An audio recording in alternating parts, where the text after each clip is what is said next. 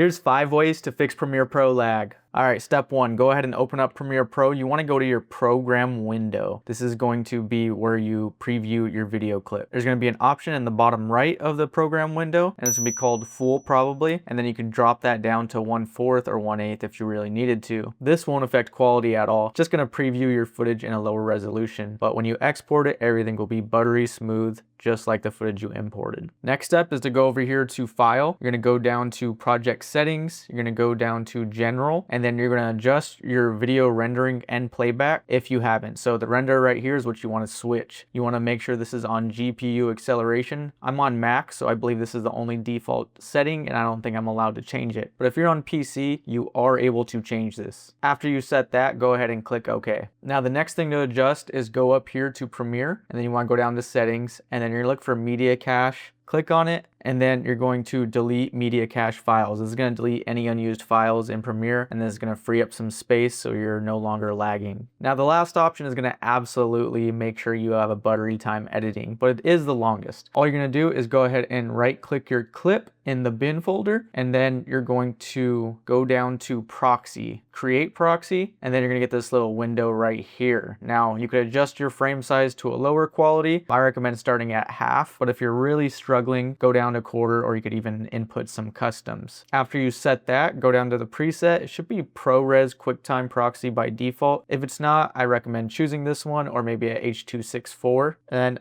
for watermark, I recommend having the proxy icon just so when you're editing your footage and you're like, why is it so grainy? Why does it look like a potato? You know you're editing a dummy file, which is a proxy. And then lastly, you could choose your location. You could leave it as default or customize it. That's really up to you. Now, how proxies work is you're going to create proxies, and it's going to create lower resolution video files of your footage. This allows you to edit smoothly without interruptions. When you export, you're going to have the high resolution files. It's not going to export your dummy files, so don't worry if the footage looks terrible. Now the last tip is more so to do with hardware. If you're using a hard drive, I recommend switching to SSD. If you're editing on like 8 gigs of RAM, that may be the problem. I recommend getting at least 16 or even 32 if you're editing some high quality footage such as 4K, and then upwards to 64. A strong CPU and GPU will help you out a lot, but again, RAM probably matters more depending on how old your system is. Now the last thing I would do is just close all background apps. Things such as Google Chrome eat up RAM like crazy, so close all your background app. If you really need a window browser open, use something like Safari that isn't taking up as much RAM. So hopefully that helps you guys. If not, go ahead and let me know in the comments below, and then hopefully we can find a solution to your problem.